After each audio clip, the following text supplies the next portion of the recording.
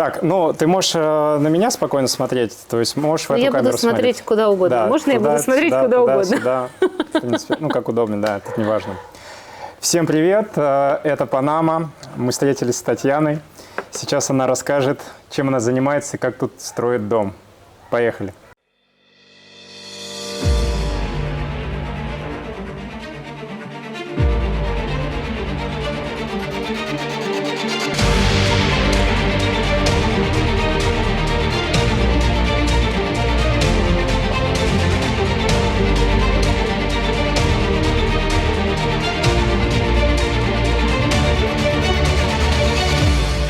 Занимаюсь я макраме.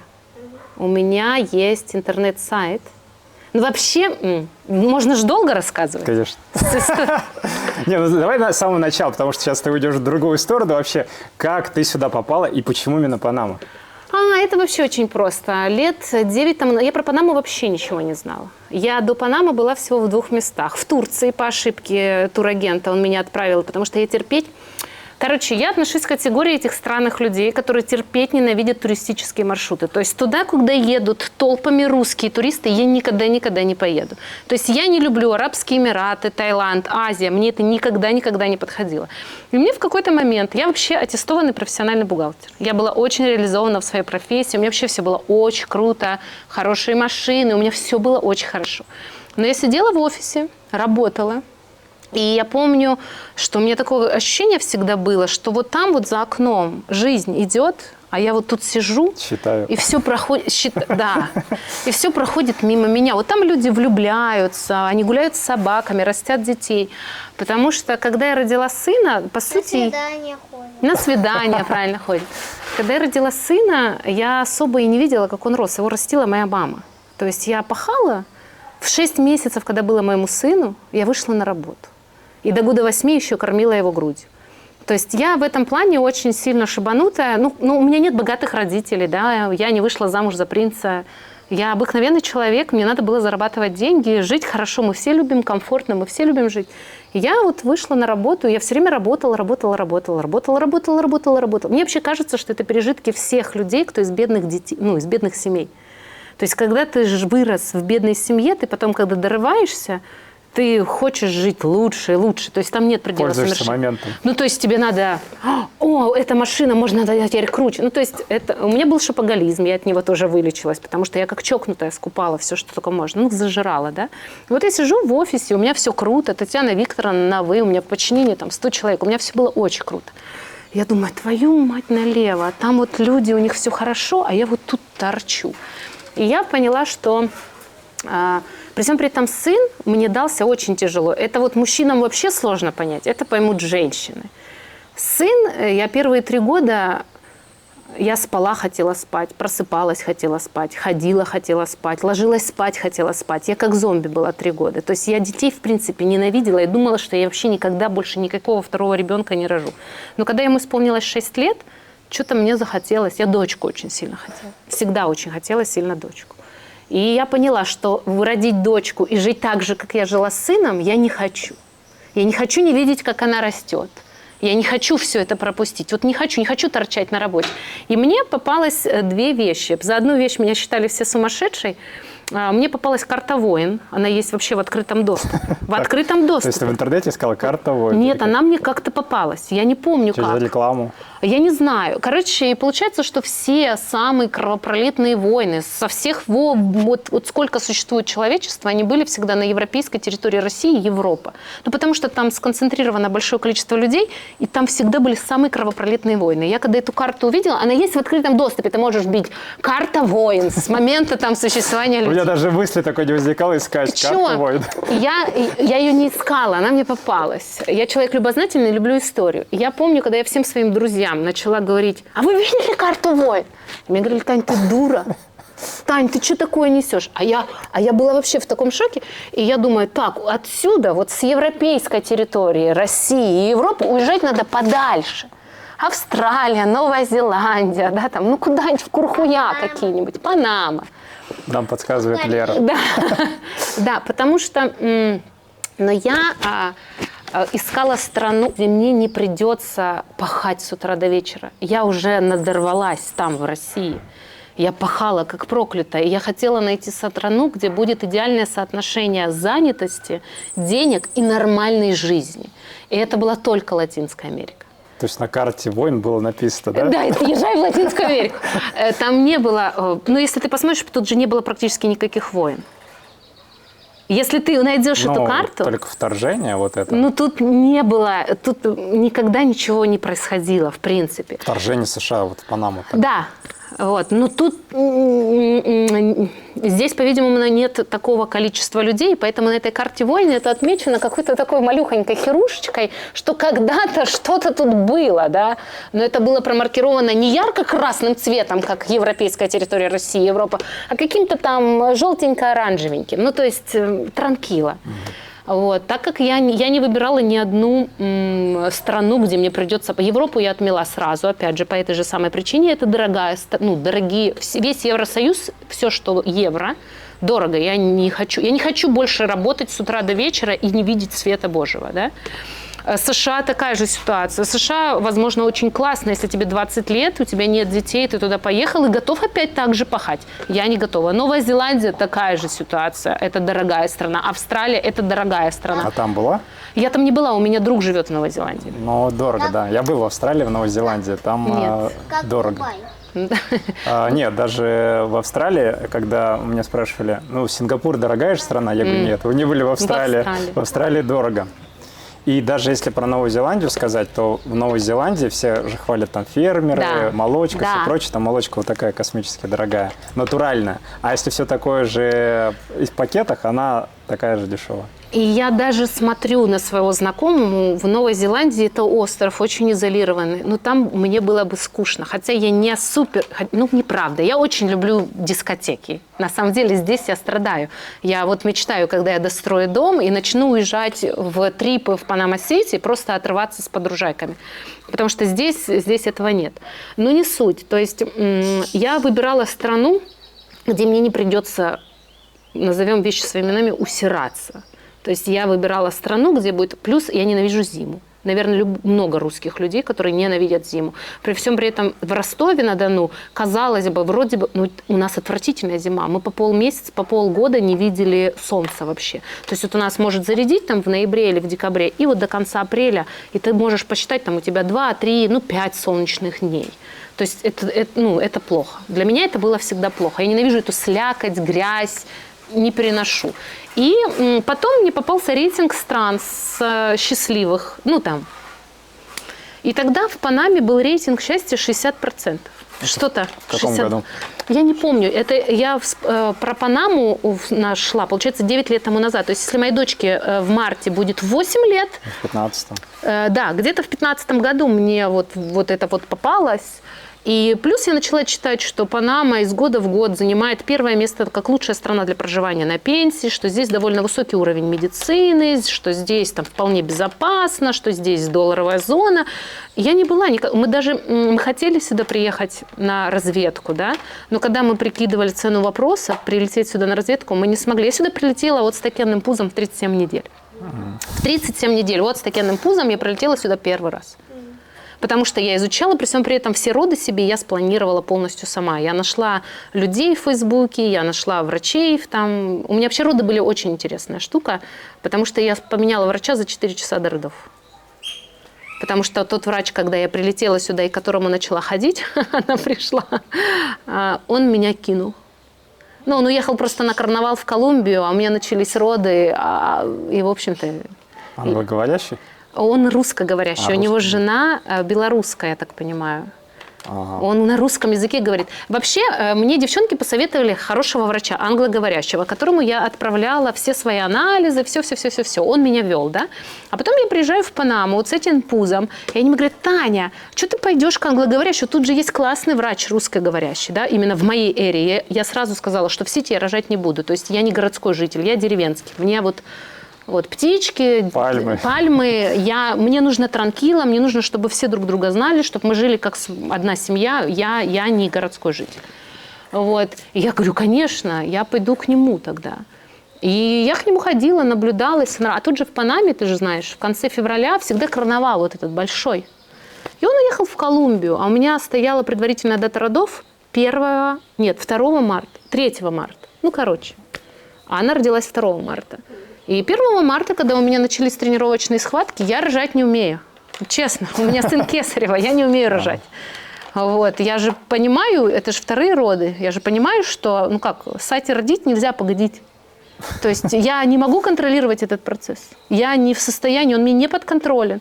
Я звоню ему, он мне говорит: Танюша, вообще расслабься, я в Колумбии, ну вот я сейчас стою в аэропорту, сейчас я прилечу. А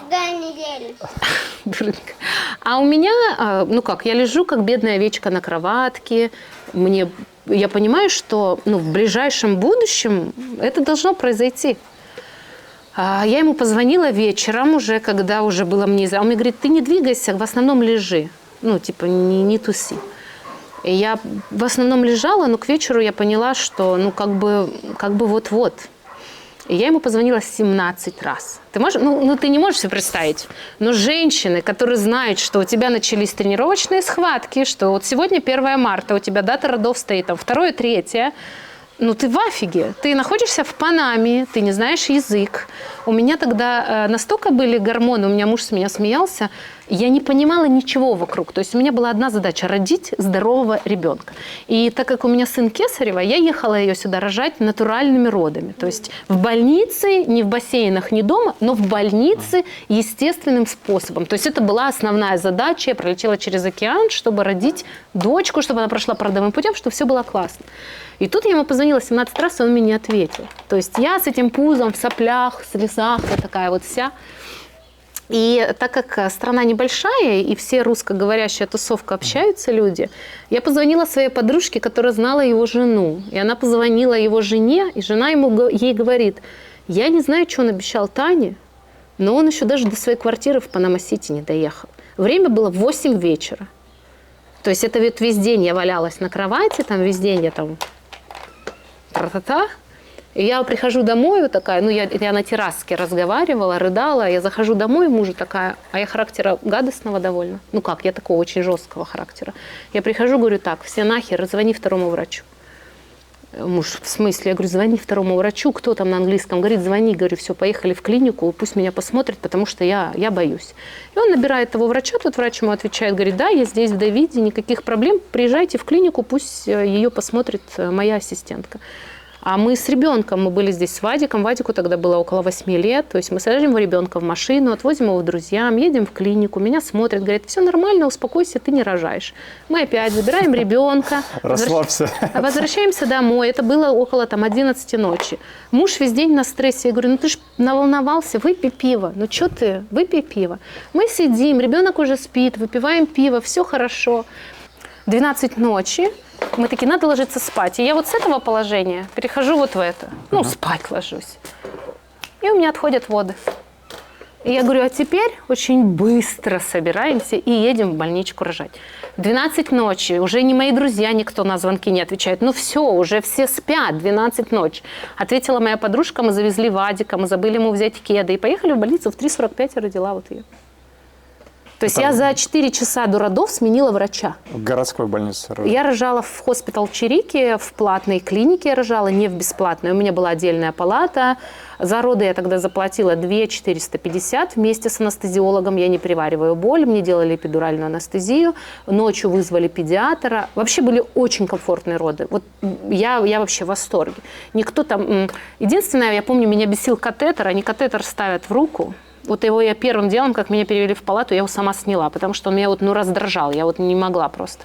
Я была в отдельной палате, еще я помню, у нас такой был с мужем шок, нас перевезли в палату, лежит Лерка маленькая, и заходит какая-то тетечка, что у нас спрашивает. Мы такие: что надо? Она спрашивала меню. То есть там что ты будешь, рыбу или там мясо или курицу, что ты предпочитаешь. И вот здесь не было таких ограничений, как в России, там красное нельзя, это нельзя, то нет. Здесь было можно все. И было очень красиво. Я вообще 2 дня наслаждалась. Я лежала. 2 дня, да? Получается, я приехала, в 12 час ночи я приехала, да, в 3:45 я родила. Я полежала следующий день, ночь, и на следующий день меня выписали. Нет, получается сутки, да? Чуть больше суток. Документы, свидетельство о рождении через сколько дали? Они дают это очень-очень быстро. Они дают не свидетельство о рождении, они отправляют какую-то свою фигню сразу вот в трибуналь по ней, что вот она родилась. Мы панамские документы получили по ней гораздо быстрее, чем российские. Мы панамский паспорт, панамское свидетельство о рождении получили гораздо быстрее, чем потом делали ей российский паспорт. Самая была основная проблема в том, что у панамцев 2 фамилии. То есть стандартно они должны были сдать ей фамилию Колесников, Колесникова Валерия.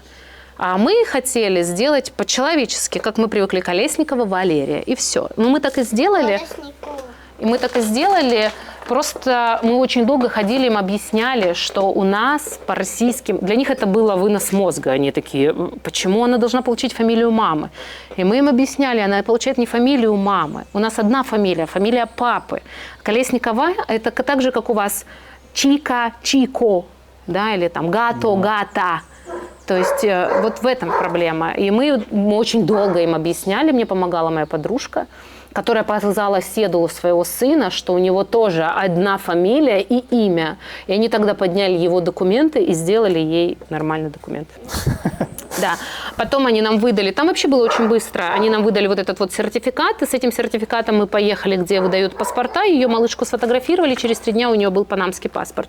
А седулу у них ты идешь в трибуналь, они также ее фотографируют, выписывают, и ты можешь получить... Седула делалась, по-моему, месяц, вот первичная. И ты ее можешь получить же в любом трибунале, где угодно, потому что у меня были распланированы, мы не собирались оставаться здесь. То есть мы в месяц, когда был яркий месяц, мы поехали на Бокас-дель-Торо. Ну, мы же как бешеные, да, и мы же нигде не были, нам надо все посмотреть. Она в месяц сгорела, хотя я ее прятала, но так как Карибы, много солнца, отражалась от воды, у нее слезла кожа с лица. Вот ей было месяц, она была малышечка, была красная, как мы там рыбалку себе заказали, пляжи крутые, короче, ну вот мы и занимались. Лер, расскажи, пожалуйста, как тебе Панама? Она тебе нравится? Нормально. Нормально? Ну, я, в принципе, здесь родилась, но мне здесь нравится, как в России. Ты ходишь сейчас во 2 класс. А у вас в школе больше девочек или мальчиков? Больше где-то мальчиков и девочек. Ты дружишь только с девочками или с мальчиками тоже? Только с девочками. С мальчиками не дружишь? Ну, так у меня есть один друг, кто меня не достает. Не достают, а остальные мальчики тебя достают? Да. А что им не нравится? Ну, они ко мне пристают, не дают мне сделать пример, что нам задают. За косички дергают? Не. Еще этому не приучили. А ты за партой сидишь с мальчиком, с девочкой? Ну, больше, в принципе, с девочкой. С девочкой. Да, у меня сзади иногда подружка сидит, иногда перед. Твою подружку как зовут? Так, да, вспомню. Забыла? Да, я просто, когда у меня нет школы, я забыла. Ну, подружке сколько лет? Саня. Саня? Саня. Как по-русски Саша, да? А в школе какие предметы преподают? Английский есть? Да, английский у нас. Испанский? Да. Испанский, математика, спорт. Физкультура? Да. Еще нет. Рисование? Рисование иногда есть, но уже не часто. Твой любимый предмет? Рисование, математика. Рисование. Что ты И рисуешь? английский. Что ты любишь рисовать? Ну, больше я люблю что-то милое рисовать где-то. Я где-то вчера, либо позавчера, я сидела в планшете и нажимала на паузу и рисовала таких персонажей. Животных рисуешь? Люди делают. Людей. Ты срисовываешь или сама придумываешь персонажа, рисуешь? Я одни рисовала по голову, я нарисовала Моану Тафити. А вот с подружками и ты с друзьями со своими играешь, в какие игры играете? Ну, в принципе, я, в принципе, с ними не играю. Не играешь? Не, потому что я не люблю часто играть. Я просто боюсь, что я упаду и пораню ногу. А что за игра, где ты упадешь? Как Ну, называется? догонялки, в прятки. Ну, в прятки мы должны бегать, Да. когда нас нашли. Ты не любишь бегать? Не, Не любишь. не, А прятаться любишь? люблю. Тогда надо прятаться, не бегая. Да. И где тут прячетесь, где играете? У вас тут двор есть или в школе? Мы играем в классе, аккуратно, чтобы учительница нас не наказала. А школа большая у вас? Мало. Один этаж или два? Один. Один этаж. И там учатся какие классы? Первый, второй, третий? Первый, второй, третий, четвертый, пятый, шестой, седьмой, восьмой. После 8-го в другую школу. Да. И учительница у вас разговаривает на 2 языках, На один. А другая на двух. а по-русски кто-нибудь разговаривает? Нет? Только в другой школе. В другой школе? Да, в другой школе мы изучали про животных, в принципе, про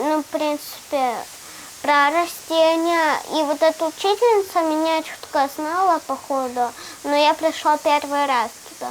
Ну, она со мной вообще поздоровалась по-русскому, а она, походу, учит русский. Хорошо говорит по-русски? Да, нормально почти. А ты испанский хорошо знаешь? Да. Скажи что-нибудь по-испански. Чёлка. Скажите мне. Скажи, я переехала из России в Панаму. Yo fui a Rusia, a la Panama City. А ты живешь где? Какой город у вас? Забыла. Букета, нет? Не. Мы живем это. После Далеги что идет? Это район, да? Ну, после Далеги. Пуш-Далеги. Ну, после Далеги. После Далеги. Не доезжая до Букета. Ну, мы, в принципе, я училась в Бакете. В Бакете. Ты туда Бакете. на автобусе или на машине ездили? Мы ездили на машине. На машине. Ну, в принципе, когда мы жили на Бакете, нас возили на автобусе На автобусе. Ты одна ездила? с братом. С братом. А брату сколько лет? 15. Ну, было 14, уже 15. Уже 15. С братом вы в одной школе учились? Ну да. И он тебе помогал, подсказывал? Не. Нет? Он учился в 9 классе. Ну, он тебя встречал, вместе в школу ходили, нет? Почему? Да, он меня обязательно сюда. У тебя в России бабушка, дедушка, да, есть? Ты скучаешь по ним? Ну, вы общаетесь, не общаетесь? Иногда. А в Россию хотел бы поехать? Да. Да? И что тебе там не хватает? Не хватает моей игрушки. Игрушек? Да. Ну, надо тебе игрушки тогда привезти оттуда. И все будет хватать? Не, просто мне бабушка подарила одну игрушку. А вы ее с собой не взяли? Забыли. Забыли. Куда-то потерялась. Ну, привезет бабушка тебе в следующий раз. Нет? Мы продали дом. Продали дом с игрушкой? Ну, будет новая игрушка, ты не переживай. Угу. В России какая осталась, да? Ну, ты поедешь потом в Россию, и там куча игрушек тебя будет ждать. Ну, может, мы будем уже путешествовать. Что сдавать? Путешествовать по стране. Путешествовать. Да. Ты хочешь путешествовать? А, И куда ты хочешь поехать? на все страны. Во все страны? Да, мы поедем. Мы будем Ну, надо сначала хорошо выучить испанский, английский, французский. чтобы разговаривать. Там же по-английски разговаривают, по-испански разговаривают. Французский. Да, будешь вот хорошо языки знать, будешь легко общаться со всеми. А мы не будем. Не будешь ни с кем разговаривать? Не. Почему? А мы просто будем один раз туда, один туда. Ну, тебе же надо будет спросить в магазине, а сколько колбаса стоит? А там нет колбасы. Нет колбасы? Ну, а что ты любишь из еды? Ну, больше я люблю чипсики. Чипсы? Ну, ты пришла в магазин, скажешь на португальском, дайте мне чипсы. Или на французском, ты сказал, на французском. Мы будем по голосовую. Через переводчик? Да. Алло, чипсы мне. А по документам сейчас у вас тоже автоматически от ребенка получено? Да, у нас программа именно воссоединения семьи. То есть мы благодаря ей делаем, вся наша семья оформляет документы. Вот у нас сейчас стадия, по этой программе до 5 лет, пока твоему ребенку не исполняется 5 лет, ты не можешь подаваться на вот это вот ВМЖ, ПМЖ, да, скажем так. Ни ВНЖ, ни ПМЖ. Нет, но, опять же, в Миграсьоне они на это не говорят. Хотя моя подружка выяснила, что все равно они обязаны дать визу по уходу за ребенком на вот эти 5 лет. Очень многие люди, ну вот мы же родили ее и вернулись в Россию. Вернулись в Россию решать свои дела. И нас здесь не было 5 лет. Мы приехали потом четко, когда ей исполнилось 5 лет. И подали документы, нам дали вначале на 2 года ВМЖ, а потом спустя 2 года мы стали оформлять, вот сейчас мы в стадии получения вот этого ПМЖ. И в Миграсьоне мне ответили, я не люблю адвокатов, честно вам признаюсь, я делала, вот последний пакет документов я делала его полностью сама. Полностью сама. Во-первых, мы были ограничены в средствах. Во-вторых, я когда посмотрела перечень документов, то есть это очень смешно. Перечень документов одинаков. Что вот для ВМЖ, что для ПМЖ.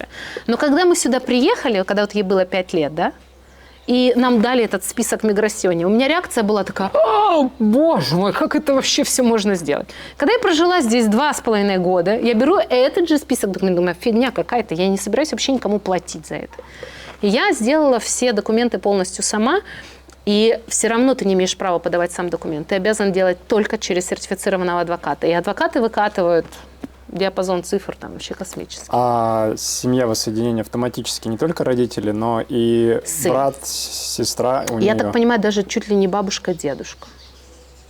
Вот у нас сейчас пока без документов только сын, потому что мы были в средствах ограничены. Ты даже по этой программе ты должен заплатить, ну, как в Панаме, $1050, 800 плюс 250. Но это платится разово. Вот мы когда делали ВМЖ, то есть во второй раз я уже не платила. Только вот когда ты первый раз подаешь документы на ВМЖ, да, это как госпошлина, $1050 с человека. Но также можно, если ребенок родился, и вы не хотите улетать, получить визу. Визу по уходу за ребенком. Но они не хотят об этом говорить. Это вот какой-то бич. А это мало один только родитель или Нет, два могут? оба, я так понимаю. Оба? Все могут получить, потому что программа эта. Но проблема заключается в том, что в Миграсьоне вот ты из них должен вытаскивать, понял, вот эту информацию. Эту информацию узнала моя подружка, которая была беременна и определялась, где ей рожать, в Панаме или в Коста-Рике. И она выбрала в Коста-Рике, потому что тогда в Панаме были блокировки дорог, и вот у нее четко была дата родов на эти даты. Она не захотела рисковать и поехала рожать в Коста-Рику. И вот она только когда с пузом, она свободно говорит на испанском, ходила и это все выясняла, ей сказали, да, если вы рожаете здесь ребенка, вы можете оформить визу по уходу за ребенком. Но ни один адвокат этого не знает никто. Вообще здесь, я не знаю, какой опыт был у тебя, у меня был опыт, и вот у моих друзей опыт. Ты к адвокату должен прийти с готовым решением и сказать, мне надо вот так. Он тебе не скажет, что, ой, а хотите, вот как мы привыкли, европейские люди, ты задаешь человеку вопрос, вот я работала бухгалтером, да, Таня, какой системе налогообложения мне там лучше? И я начинала, в зависимости от этого вы можете выбрать такой вариант, такой вариант, такой вариант, такой вариант. Здесь так не работает. Они не будут рыть землю, они не будут тратить свое время, найти максимально оптимальную для тебя программу. Вы найдите, пойдите сами, перешерстите, изучите и скажите мне, я вам открою. Вот, поэтому тут, мне такой способ легче, потому что я им, в принципе, не доверяю, адвокатам. И мне так комфортнее, когда я контролирую весь процесс, когда я четко, я иду всегда в ту инстанцию, которая мне должна этот документ выдать. Я иду туда, сама спрашиваю, сама выясняю, прошу своих друзей испаноговорящих, потому что я-то сейчас уже могу изъясняться, но мой испанский все равно еще недостаточно хороший, они могут, не захотеть со мной болтать, типа того. А если на сына документы еще не сделали, он нелегально? Нет, дети до 18 лет здесь находятся по документам родителей. В 18 лет он должен будет определяться, куда, туда, сюда. До 18 лет здесь дети находятся по документам. Если я нахожусь здесь легально, мой ребенок несовершеннолетний, он не может быть, он тоже здесь находится легально, потому что я легальна. Она вообще легальна, у нее есть седула, она гражданин данной страны. То есть у нее вообще все очень хорошо. А российский паспорт тяжело тоже было есть. получать? Нет, не тяжело. У нас тогда был посол такой хороший. Была проблема, загвоздка только в том, что нужно оригинал из роддома, документ оригинал. Они этот оригинал отправляли на трибуналь.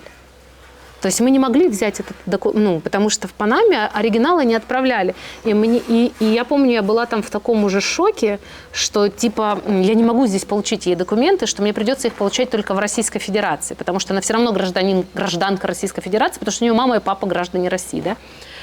И я позвонила там одному своему очень хорошему знакомому, он мне говорит: Таня, да просто возьми бумагу на официальном бланке больницы просто с живой печатью, этого будет достаточно. Но это было вот 8 лет тому назад, тогда этого было достаточно. Я взяла на официальном бланке письмо, что такая-то, такая-то родилась в такой-то, такой-то больнице, такого-то, такого-то числа, мать такая-то, отец такой-то. И ей выдали российский паспорт. И эту бумагу вы отдали в посольство России? Посольство Российской Федерации, да. И паспорт нам, я помню, я еще очень злилась. У нее имя Валерия, да, если читаешь на английском. И в конце R и с точечкой А. А у нас на одну букву разнятся российские документы с панамскими, потому что у них забита транскрипция. То есть они вбивают Валерия по-русски, и у них в конце еще Y добавляется. Я помню, звонила, говорила: уберите мне Y. Зачем вы мне Y написали? У нее просто Валерия. Они: блин, мы не можем убрать Y. Типа вот такая транскрипция. Я говорю: да блин, как? Вот у нас, короче, российские и панамские. А я хотела сделать идентичные полностью. Но вы ездили в Россию, российские получали уже документы в России? Нет, мы все российские документы получили здесь. Полностью. Свидетельство о рождении и загранпаспорт мы получали здесь, первичный. Только с этими документами вы уже в Россию полетели? Да, да.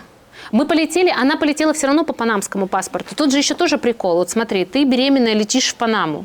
Ты покупаешь билеты туда-обратно. Но сюда-то вы летите 3 человека, а возвращаетесь 4. 5. Понимаешь? Но она автоматически... Нет, и я помню, я потом звонила в компанию, это был тоже вынос мозга, добавить ее. Я объясняла, говорю, я летела рожать. Теперь у нас возвращается 4 человека, продайте мне билет на мою там, новорожденную дочку. То есть мне нужно не место ей, она новорожденная, она со мной летит, на мое сиденье. Но ее ж на самолет-то не впустят без билета. И я помню, я там очень сильно стрессовала, потому что там была какая-то ерунда. И в итоге как сделали эти документы? Нормально. Я купила на нее билет, я там дозвонилась, я не помню до кого, до чего, но я помню, что там была проблема. Это было почти 8 лет тому назад. То есть нужно билет, но без места? Конечно, потому что она новорожденная, она малышка. До какого возраста? Мне кажется, по-моему, до 2 лет. Без места? Да, мне это кажется. Но билет у нее должен быть. Классно. То есть летела это на 3, и билеты обратно я покупала тоже на 3. А потом родилась она. И возвращались мы уже вчетвером. Вы за границей, вдали от дома и нуждаетесь в медицинской помощи? Доверьтесь компании «Росмедицина», вашему надежному партнеру в области здравоохранения. Мы специализируемся на предоставлении экстренной медицинской помощи и лечения за рубежом для русскоязычных граждан. Наши главные приоритеты – здоровье и благополучие наших пациентов.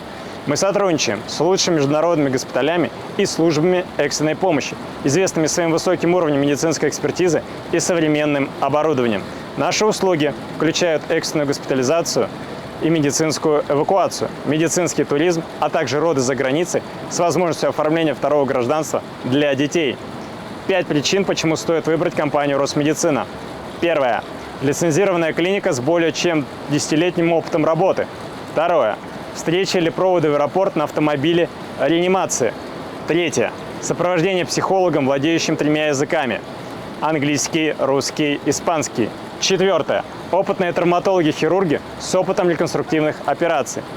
Пятое. Возможность получения финансовых бонусов, компенсация расходов и скидки на авиаперелеты.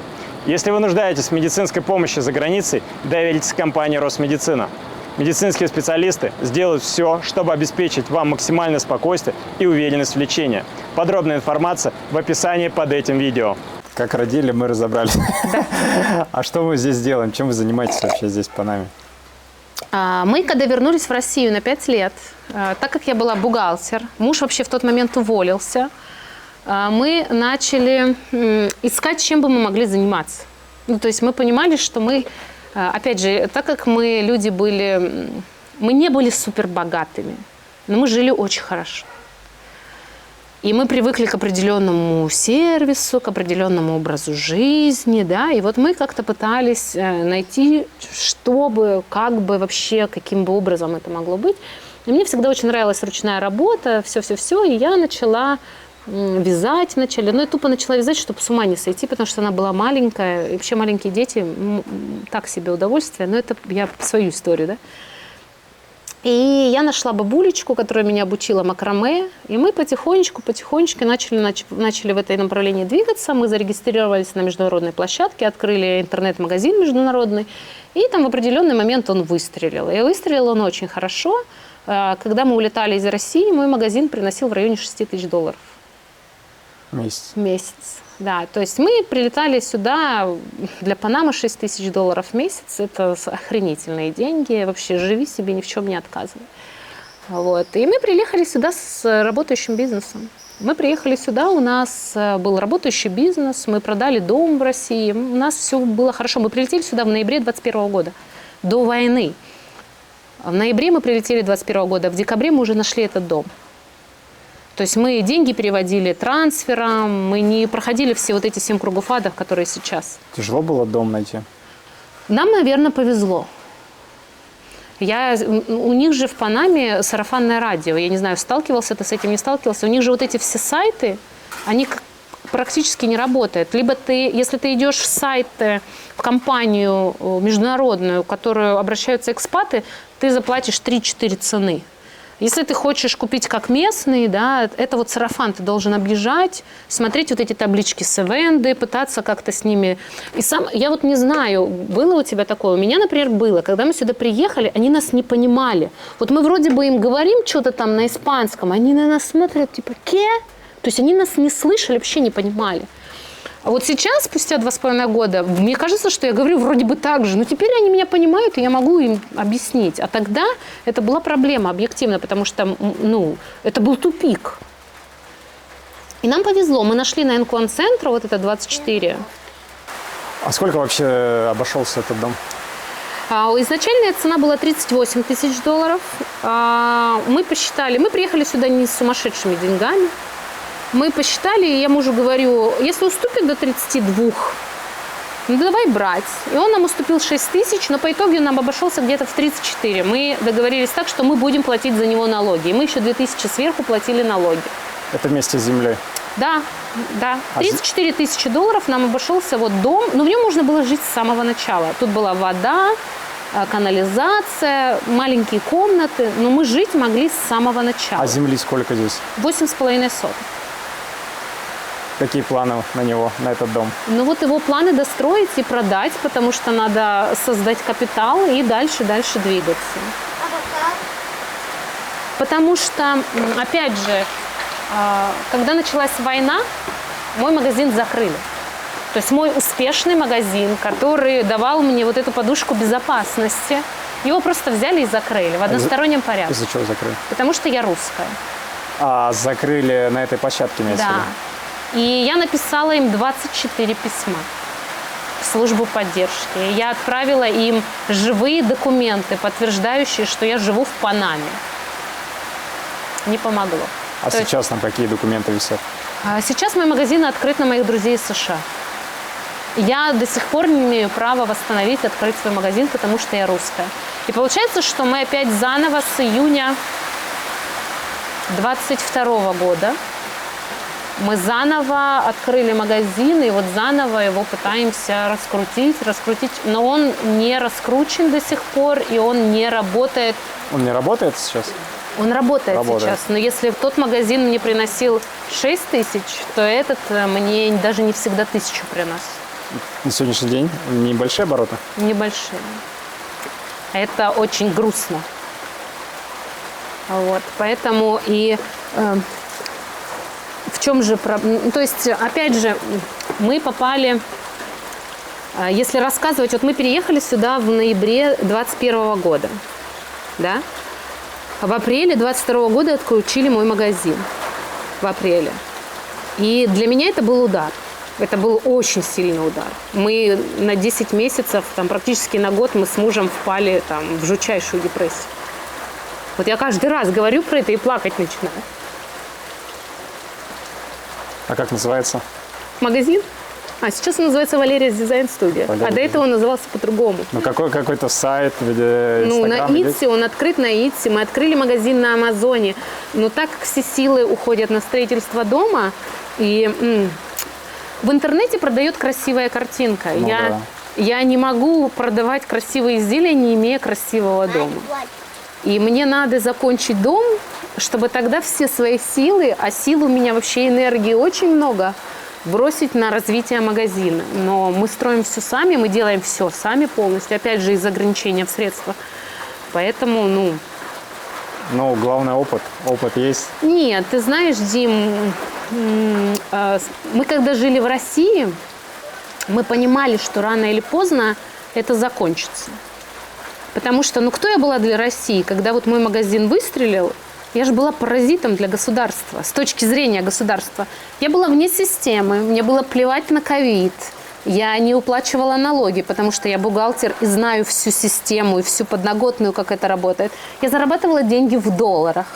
Чем выше курс, тем круче я живу. То есть у меня были интернет-продажи, у меня было вообще все очень-очень круто. Меня невозможно было контролировать. Конкретно меня, как человека, вышли ковидные ограничения. Да плевать мне на ваши ковидные ограничения. Я не хожу в офис, я не работаю. То есть такие люди, как я, вот, которые были в такой ситуации, как я понимала, мы были гадостным элементом для государства. Потому что ты нас не мог схватить. Ты ничего с нами сделать не мог. Мы хорошо зарабатывали и были вне системы. Ну, много блогеров также. А сейчас ходят, миллионы платят налогов. Вот. И я была тогда, понимаешь, естественно, мы понимали, что это рано или поздно закончится. Они начнут борьбу вести вот с такими людьми, как я. Зачем им это? И мы понимали, что надо уезжать. Но мы никогда не думали, что, открыв магазин на международной площадке, переехав в другую страну, ты все равно его потеряешь. Вот мы к этому не были готовы. Я человек-план, чтобы ты понимала. У меня было все распланировано. Я же бухгалтер. У меня всегда бюджет, все распланировано, рассчитано. Вот так, вот так, вот так, вот так. Но ни в одном из своих сценариев я не рисовала, что мой магазин отключат. Мы специально искали международный бизнес, чтобы, уехав из России, забрать его с собой, и его никто не смог забрать, понимаешь? И получилось в точности наоборот. И мы к этому были вообще не готовы. А из-за чего, ты считаешь, обороты упали? Бренд магазина изменился? Нет. Во-первых, мы упустили время. Его закрыли в апреле, а потом мы смогли открыть его только в конце июня. Изменился бренд, да. Очень много моих повторных клиентов просто растворились. Потом меня очень много накопировали. И мне все говорят: Таня, это же классно, ты крутая, тебя копируют. Да хрена мне от этого вашего классно. У меня есть шторы, которые скопированы 100-500 миллионов раз, где люди в нагляк берут мою фотографию из моего дома. Это моя работа, это мой дом. Я фотографировала, моя штора. Выставляют себе и продают. То есть это для нас это было ударом. Это на 10 месяцев мы начали пить. Мы начали жестко пить. То есть мы, в принципе, вот я сейчас же сижу тоже с вином, потому что, я люблю вино. Но тогда мы прям сильно с мужем начали пить. Я помню, я выношу по 7 бутылок вина, на следующий день, думаю, дело пахнет керосином, Таня, угомонись, это плохо. Но мы ничего с собой не могли поделать. То есть для нас это был такой удар, такой, кошмар. Потому что даже сейчас, мне кажется, когда люди уезжают, они готовы, что им сложно вывести деньги, им сложно... У нас был такой случай смешной, смешной. Когда случилась война, когда там отключили магазин, у меня же была российская карточка, мы же ей оплачивали, мы же все и делали. И я не знаю, что меня дернуло. У меня тут есть очень хороший знакомый, который меня выручал. Я его никогда не встречала лично, я никогда с ним не общалась лично. Но он мне всегда очень сильно помогал советом, вот всегда. И я не знаю, почему я ему позвонила. Я ему звоню, говорю, и что вот мне делать, как быть? Он мне говорит: Таня, ты что, с дуба рухнула? Вы под санкциями, снимай деньги. Я плачу, я говорю, как? А у меня там остались последние $14 тысяч, но это вот все, что у меня есть, на что надо жить, да? Он мне говорит: какой банк? Я говорю: Альфа. Он говорит: выводи, снимай, ты что, с дуба рухнула, трындец. Я рыдаю, кладу трубку, мужу говорю: все, мы едем снимать. Он говорит: Таня, ты больная, это виза. Кто отключит визу? Это было реально, Дим, вот так. Я рыдаю, я говорю, мне плевать, я больная, я дура. А было воскресенье. Мы едем, снимаем деньги. Мы сняли, тут ограничение было до 5000. Мы сняли, 3 дня подряд снимали деньги и в четверг забанили. То есть протяни мы чуть дольше, мы бы вообще ничего не смогли сделать. И реакция тогда была, то есть, у моего мужа это в голове не укладывалось. Он мне говорил, ты что несешь? Кто отключит твою карточку? Это же виза. Это было вот так. То есть, и мы оказались, получается, мы в ноябре переехали, мы и тут обжиться не успели. И у нас начался пиздец за пиздецом, по-другому это не назовешь. То есть у нас магазин отключают, карточки вырубают. Что делать? Мы без денег, без бизнеса. Мы и обжиться не успели. Мы ничего, мы ничего еще не успели. Мы только такие, что? И вот это нас вообще свалило. Это нас просто срубило. Мы 10 месяцев выходили из этого говна. При всем при этом у нас была очень крутая поддержка со стороны друзей. Мы здесь очень хорошо, быстро влились. У нас была очень социальная поддержка хорошая. У нас была такая тусовка хорошая, англоговорящая. Нас очень поддерживали люди. То есть мы тут не были 1 на 1, да. То есть у нас было очень хорошее окружение. Все равно не помогло. Не помогло. Мы были не готовы. То есть я думала, что ты переезжаешь в тропическую страну, да, тебя может змея укусить, паук на лицо упасть. Боже мой, там же мозг что рисует? Акула нападет. Ни хрена из этого ничего не произошло. А вот то, что заберут мой магазин, я не рисовала себе ни разу. Так подожди, ты только что сказала, что я предполагала, что все это закончится. В России. Если бы я осталась в России, я знала, что это закончится. Но я не предполагала, что, сменив страну, это закончится. Я открыла на международной площадке, на международном маркетплейсе. И я живу не в России, я живу в Панаме. У меня легальные документы, у меня все легально. Почему вы забрали мой магазин? Это было сильно обидно. Очень. Вадим, расскажи, пожалуйста, как тебе вообще Панама? Родители тебя спрашивали, поехали в Панаму, не поехали? Как ты вообще согласился? Будто бы кого-то волнует мое мнение. Так, нет, мне просто сказали, иди учи английский, мы переезжаем. Меня записали на классы, я начал учить английский направленно, потому что думал, что это англоговорящая страна. Плюс заканчивал экстерном 6 класс, поэтому мне было гораздо больше времени, чтобы изучить, и это дало мне крупную базу для изучения языка как раз-таки. Но тут, как оказалось, оно мне не так сильно нужно, потому что здесь основной язык испанский. Испанский, у него те же самые буквы, но произношение и лексика абсолютно другая. Сколько лет уже в стране? 2 года. 2 года учишь испанский? Угу. И как? В первый год было безуспешно, потому что у меня как таковой практики с носителями не было. Я боялся почему-то говорить на испанском, хотя с английским таких проблем не было. А английский ты еще дома учил в Ростове? Да.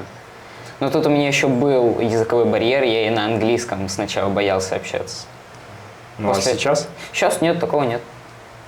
А русский вообще кто-то здесь учит? Русский? Да, нет, чисто ради интереса спросить пару слов, потом дразнить меня ими. По-другому никак. В школе, как вообще считаешь, российская школа и панамская, кто обучает лучше, выше? Лучше, выше не знаю, но здесь, мне кажется, дают больше свободы как таковой в направленности, потому что в России тебя пичкают всем и отовсюду. И это гораздо проблемнее, потому что нужно учить все и сразу. Здесь тебя до 9 класса тебе дают базу, которая тебе поможет в 10, 11, 12 классе на бачьерах, на направлениях, которые здесь даются. 5 направлений. Экономика, науки, технологии, информатика и соцдеятельность. А ты сейчас какое направление выбрал?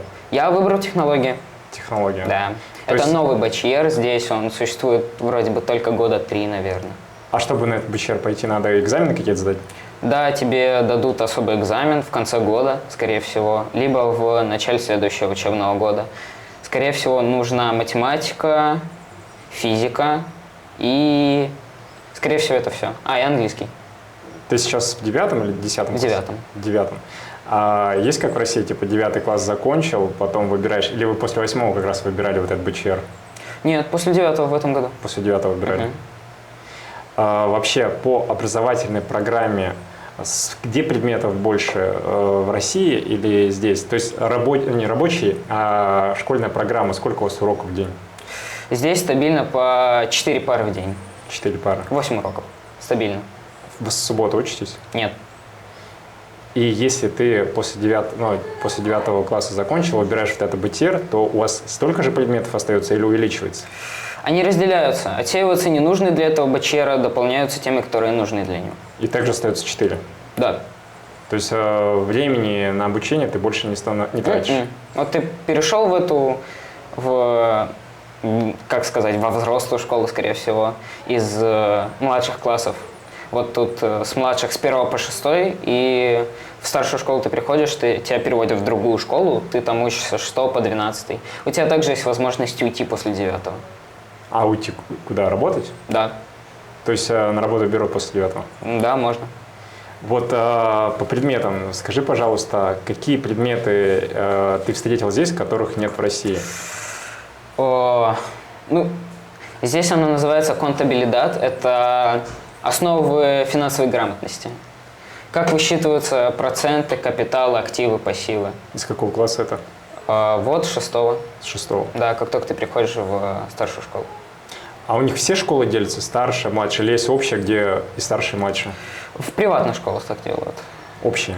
Да, там все классы одновременно, но там разделение по переменам. Там с 1 по 6 класс в одно время перемена, и с 7 по 12 и другая перемена по времени. А ты в городской бесплатно учишься? Да, но до этого я учился 2 года в приватной.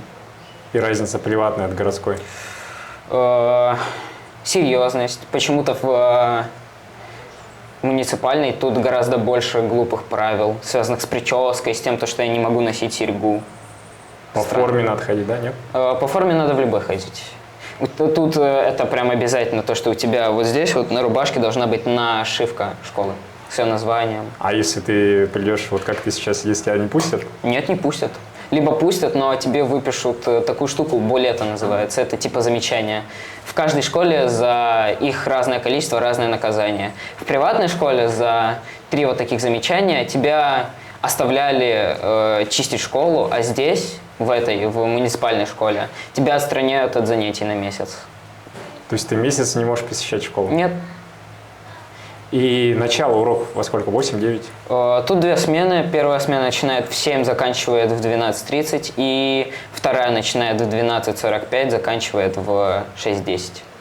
И при переменах сколько длится? 20 минут. 20 минут. Да. Школы большие, они вообще двухэтажные, трехэтажные? Приватная была двухэтажная, хотя там людей гораздо меньше. В муниципальной гораздо больше. Плюс в приватной там были все классы, а здесь только с 6 по 12. Приватные сколько обучение стоило? В той, в которую я ходил, $300 в месяц. А вот бесплатные, там берут всех, иностранцев тоже, или нужно какие-то документы иметь? Нет, тебе нужно просто иметь оценки с твоего предыдущего класса, чтобы тебя зачислили в следующий. Это все, что нужно. У вас много иностранцев учатся? Иностранцев, как иностранцев, прям с Европы, нет. Скорее просто с Латинской Америки. С Латинской Америки, да, много кто. Из каких стран? Есть из Бразилии, из Колумбии, есть Мексики. Ну, у тебя друзья есть уже? Друзья, да, есть хорошие. Девочки, мальчики? Оба пола. По общению, по коммуникации, как ты считаешь, тяжело с ними коммуницировать или нет? Нет, они очень понимающие, очень добрые люди. С ними очень просто. Они не гнобят, не презирают тебя за то, что ты иностранец, за то, что ты экспат. Обманывают? Обман? Нет, я повстречал обман только от одного человека, от мусульманина. В школе есть какие-то запрещенные моменты, там, курево, еще что-то? Курево, да. Курево запрещают, наркотики, конечно же, тоже. Нам проводят особые классы, где нам объясняют эффект этого наглядно, где нам показывают стандартные методы контрабанды вот этого всего. Как это все проносят, не очень приятно. А как предмет называется? ОБЖ? Нет. Ориентасьон. Ориентасьон? Да. Ориентирование. Это в каждом классе или до какого-то класса есть, а до какого-то Это в каждом. Это есть в каждом и всегда. То есть в начальной школе тоже есть? Да. должно быть. Ты рассказал, вот, а потом ты выбираешь профиль, направление, Да, правильно? да. Вот ты выбрал направление сейчас, Да. и ты по этому направлению будешь углубляться, изучать. По окончанию, какие у тебя планы вообще стоят? После 12 класса у меня либо поступать в высшее образовательное учреждение, либо находить работу в данный конкретный момент. Ты сейчас сказал 12 классов, не 11. Да, тут 12 классов. Тут 12 классов учатся. Да. И 4 тоже. Да, Это получается, ты закончишь, сколько лет тебе будет? 19. 19. Да. Окей, и ты сказал, твоя мечта, Либо архитектурный, либо IT. а здесь есть специальный институт архитектурный? Нет, Панама решила сделать более хитро. Если ты оканчиваешь 12 класс на средний балл 4.6 и выше, тебе оплачивают образование в любой точке мира с условием, что ты после окончания образования возвращаешься в Панаму и здесь работаешь 5 лет. А если ты не вернулся? Плати деньги? Там ты договор подписываешь. Ну, Скорее всего, да, придется платить выплачивая все, деньги что- за образование, да, скорее всего. А у тебя цели, вот если тебя направят, ты вернешься в Панаму? Во-первых, я не думаю, что я окончу школу на 4.6 и выше. Я в Почему? своих силах не уверен. Во-вторых, да, скорее всего, вернусь, потому что тебя обязывают просто находиться и работать в Панаме 5 лет. С тебя не будут брать никаких дополнительных налогов. Тебе просто нужно вернуть какую-то часть затраченных на тебя ресурсов. Надо больше вкладываться, Получается. чтобы закончить на 5 точка-доль. Окей, а по поводу вот проживания в России здесь, какие минусы ты в Панаме увидел? Минусы? Ну, я сюда прилетел зимой. Для меня было очень неожиданно то, что здесь зимой сухой сезон. Это когда у тебя вот 3 месяца, 4 месяца сушняк без единой капли дождя. Хотя в этот период солнце светит не так сильно, как в мокрый сезон. То есть климат. Ну, сейчас ты Да, адаптировался? сейчас я адаптировался, сейчас мне просто с этим. Языковой барьер, естественно, потому что у вас страх сказать что-то не так на другом языке, не так поймут, не так воспримут.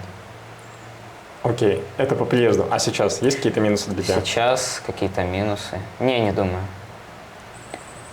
Какие плюсы тогда увидел здесь, что не было в России? Плюс, естественно, общительные люди. Здесь традиция здороваться со всеми, кого видишь, если ты его не знаешь.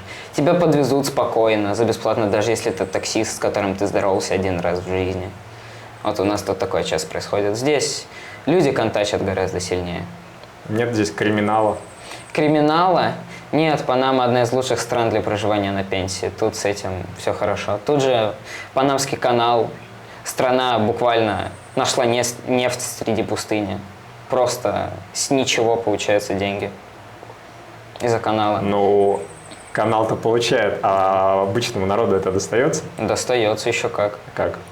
Тут очень маленькие затраты в месяц, тут очень маленькие коммуналки, здесь не нужно гигантское состояние, чтобы проживать. Здесь гораздо проще с этим, чем в тех же самых Штатах или в подобных странах.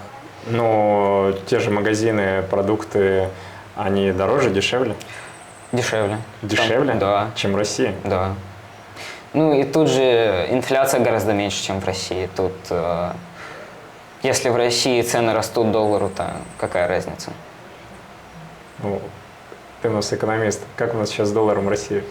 С долларом в России у нас сейчас лучше, чем было 2 года назад. Лучше? Да, 98 рублей. Сейчас можно любой доллар нарисовать. Можно, да, любой. Можно 60, можно 80.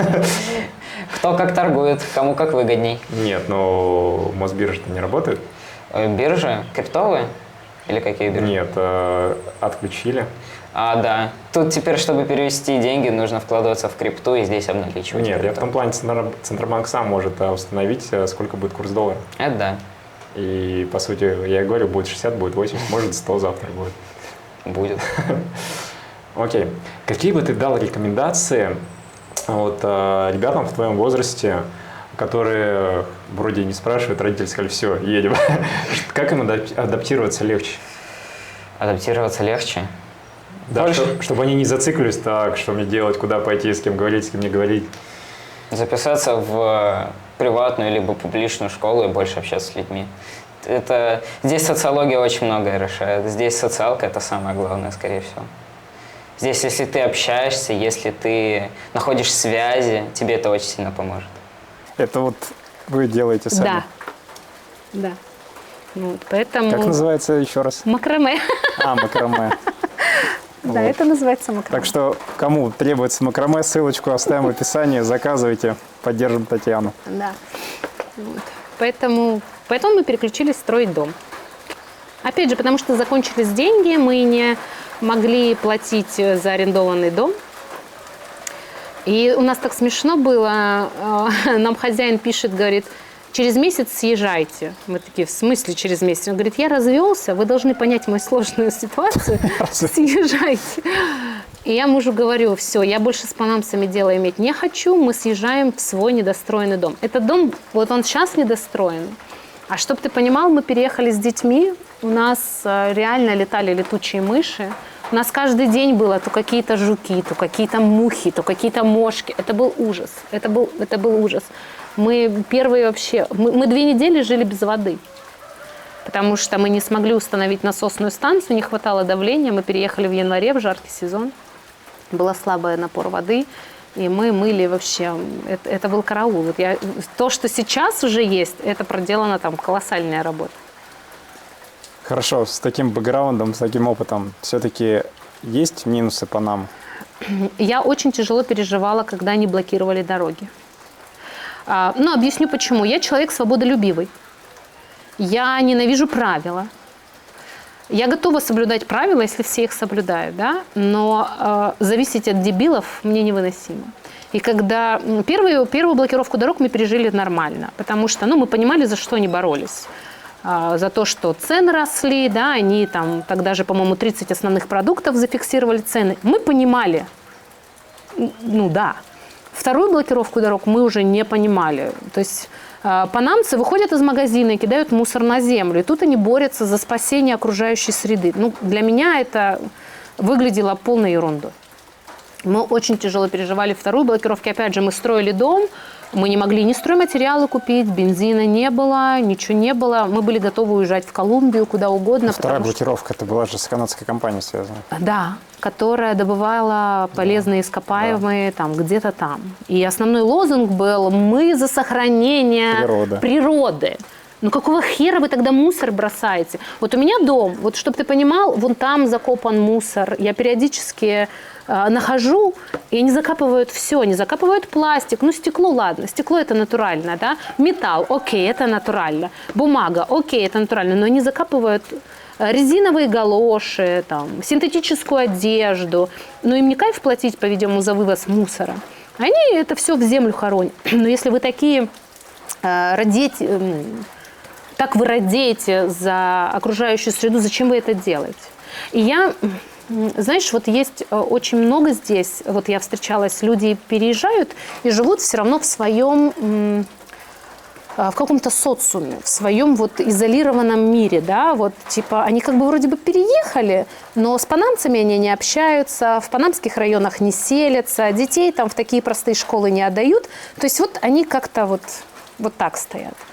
Я не хочу так. Я хочу здесь ассимилироваться. Я хочу быть как они. То есть если это моя страна, я сюда приехала и хочу жить, я хочу жить как коренной житель. Я не хочу стоять, отстаивать свои права. То, что я там выше вас или я круче, просто потому что у меня белая кожа. Нет, я переехала в Панаму, я принимаю эти правила игры, я хочу жить как местное население. Я хочу понимать, какие они продукты покупают, чем они живут, какие они простые. Вот я поэтому живу среди простых людей. И вот простые люди закапывают мусор в своих участках. Вот я тебе про это говорю. Понимаешь? Или они же также блокировали дороги и тут же полили покрышки. Ничего страшного, что это караул, как вредно для окружающей среды. То есть вот для меня вот такие, когда мой мозг не понимает, все, он у меня... Другое несопоставимо. Да, то есть и для меня это было вторую блокировку мы очень тяжело переживали. Очень. Сейчас, когда уже наверное, год, все хорошо. Наверное, год. Я очень люблю Панаму, мне здесь хорошо. Я понимаю, что здесь вот идеальное соотношение цены и качества. Я понимаю, что здесь, да, можно не так напрягаться. Но ты должен... видишь, как сказать, если бы я тогда приехала со своими мозгами, которые у меня есть сейчас, я бы не сделала 100-500 миллионов ошибок, которые я сделала, да? Но это же невозможно. Но главный вопрос. Если бы ты с такими мозгами, как ты сейчас описываешь, с таким бэкграундом, ты бы переехала в Панаму? Да. Или выбрала другую страну? Нет, я бы переехала в Панаму. Видишь, Дим, я нигде не была. Турция. Ты сказала, была Турция. Турция и Мальта я была. То есть, возможно, когда я сейчас решу свои финансовые вопросы и начну тусить по миру, возможно, я скажу, что ой, не знаю, где я там хочу жить. Да? Но на данный момент меня в Панаме ничего не раздражает. Конкретно на данном этапе я себя здесь чувствую безопаснее, чем я жила в Ростове-на-Дону. Я год жила здесь с домом без окон, чтобы ты понимал. У нас гипсокартоном было вот так вот придавлено, вот такая дыра была в стене под окна. Вот так вот гипсокартон просто, Так вы находитесь так в глуши, до вас еще добраться надо. Глушь не глушь, но мы, наоборот, очень близко к этому городу Бакете. Тут полчаса езды, то есть здесь очень много экспатов. И, кстати, экспаты потихонечку с Бакета спускаются вот сюда, в наши края. Почему? Потому что Бакет дорого. Но им там прохладнее, им там комфортнее. Мне в Бакете холодно, мне вот здесь хорошо. Я здесь вот в мокрый сезон сплю в пижаме, а в Бакете у меня вообще зуб на зуб не попадал. Мне холодно. А Серапунт, это там вообще ужас, там в шубе, наверное, не можно ходить. То есть для меня там холодно именно. То есть мне вот здесь вот мне хорошо. В заключение, какие рекомендации бы дала с опыта людям, которые думают переехать в Панаму? Во-первых, первое вообще, вот мой первый приезд, когда я приехала рожать дочку, для меня Панама была шок на контрасте. Я не из Москвы, я из Ростова-на-Дону, да, и для меня был шок. То есть, плюс, опять же, наверное, это сложно перестроиться, понять, у них объективно убогие дома. Но это сложно понять. Вот мне было сложно понять, и я до сих пор не понимаю, как иметь такую красоту вокруг, жить вот так. Они очень не парятся. Не зря же называют страны третьего мира. Но я не скажу, что они... Нет, я вот тут не соглашусь. Я на самом деле не понимаю, почему они страна третьего мира. И, например, я наслаждаюсь любым походом в любое государственное учреждение. Потому что мы здесь с мужем делаем все сами. Мы оформляли детей в школу, мы ходили в Медуку сами. Да они вообще, они тебя поцелуют, всячески тебе помогут, всегда улыбаются, всегда счастливы и довольны. Я прихожу в КЧС, это строительный магазин, да, так как я строю. Да я их всех обожаю, они меня все знают лично. То есть я прихожу, я как к себе домой приехала. Мне это очень сильно нравится. То есть я такого сервиса и уровня в России никогда не получала. Да, здесь есть идиотство определенное. Вот я помню, я когда сделала весь пакет документов, чтобы подать на ПМЖ, стою в миграционной и говорю, вы понимаете, я все сделала. То есть у меня достаточно образования, мозгов и ума, чтобы сделать все как положено. Они мне говорят, ищите адвоката. Ты говоришь, у меня нет денег на адвоката. Адвокат хотят, начиная от 1350 за человека и далее. Я говорю, нет денег. Нет, идите, ищите адвоката. То есть вот такие вещи тоже у меня там в голове, я не очень понимаю. Так что делать людям, которые думают переехать? Как ты считаешь? Или не стоит вообще переезжать в Панаму? Нет, вообще я считаю, любое движение вперед – это всегда лучше. Я считаю, что эта же мысль, она просто так в голову не приходит. Если вам приходит мысль вообще куда-либо переехать, это явно не от того, что вам настолько тут кайфово, что вы такие, ой, поеду я мир посмотрю. То есть кто так живет там на 2-3 страны, они уже давно так живут. Первая, вот моя ошибка, я могу по своему опыту, меньше ожидать. И не строить вот очень жесткий чек-лист. У меня был очень жесткий план, как все должно получиться. Стратегический план. Да, то есть у меня вот это. И каждый раз, когда каждый из этих пунктов выпадал, я безумно расстраивалась. И это выбивает. А ты не должен. То есть и сейчас, опять же, вот у меня подруга недавно приехала, и она я год с ней общалась, год ей объясняла, и она меня не услышала. Сейчас настолько усложнили процедуру выезда из России, что люди думают, что вот я сейчас только выйду, а там у меня весь мир открыт, и там все меня ждут, и все мне счастливы, и у меня все моих ног. Нифига подобного. Это вот такусенький шажочек. Вы оттуда выйдете, и вы попадаете в совершенно иной мир, где вы должны не на родном языке решать вопросы, где вы должны понимать, в каком магазине что покупать. Там у вас была ваша социальная жизнь. Вы знали, в этом магазине я покупаю это, в этом магазине. Очень многие люди говорят: ой, да у меня нет друзей, для меня это не важно. Будет нелегко. Не потому, что вы плохие. Просто по-любому нелегко. Этой стране, по большому счету, посрать на вас, как и любой другой стране. И вы сделали свой выбор, что я хочу вот сюда переехать, да, или там. И что-то вы потеряете, но что-то вы приобретете. Те люди, которые меня здесь окружают, у меня таких людей никогда не было в России. Здесь они другие. То есть любой поход в госучреждение меня не сводит с ума. Хотя у них есть идиотство. Я когда заходила на миграцион, я была в сарафане, в обычном сарафане с открытыми плечами. Он даже со мной разговаривать не стал. Говорит: накиньте рубашку. Мне тоже в шортах не пустили. Пока я не пошла в машину, не взяла куртку, и тогда он начал со мной разговаривать. Я смотрю на это, думаю: ты не в себе, что ли? Какая разница? Ну вот есть вот такие вещи, да, моменты. Но опять же, в Бакете сейчас этого меньше стало. Раньше они в банк не пускали в шортах. Так как сейчас очень много экспатов в Бакеты, теперь можно и в шортах, и в сланцах, и в топиках, и, наверное, голым уже. Они даже впустят тебя и не посмотрят Деньги на тебя. приноси. Да, на тебя криво. А до этого вы же пришли в банк. Почему вы так одеты? То есть, а для нас, европейских людей, то есть, ну, как прежде не будет. Так мы европейцы или азиаты? Я думаю, мы европейцы. Не знаю, я думаю, мы европейцы. Если говорить, то мы азиаты. Да? Ну, короче, мы кто-то, другие немножечко, и здесь по-любому будет что-то другое. Самое главное, нас не принимают ни азиаты, ни европейцы. Мы такая структура. И мы не можем сказать: а мы вот такая культура, и все, примите мир нас такими. Нет, ну как сказала Фаина Раневская, да, это самый гадкий способ, вот принимайте меня таким, какой я есть. Вот я говно, и любите меня вот таким говном, да. Вообще надо меняться. То есть смысл-то наш в чем? Ну как, ну мы же, я вообще очень люблю, не знаю, есть такая тетечка, по-моему, была, она уже умерла, Бехтерева, которая занималась изучением мозга. И она говорила, что когда человек проживает какие-то события в своей жизни, и потом он говорит: я заново родился, это изменило мою жизнь. Он говорит: это была абсолютная правда, потому что в тот самый момент в его мозгу создаются новые связи, нейроны. Вся работа мозга перестраивается. Вот я сейчас совершенно другой человек по сравнению с тем, какая я приехала. Спустя 2,5 года. То есть пройдя через вот эту депрессию, пройдя через вот это полное отсутствие денег, через несправедливость, что забрали магазин. Но это было самое лучшее решение мое – переехать в Панаму. То есть... Набирайтесь опыта, думайте, решайте, какую страну выбрать, и дерзайте. Вот такие рекомендации от Татьяны. Ставьте лайки, подписывайтесь на канал. Пока.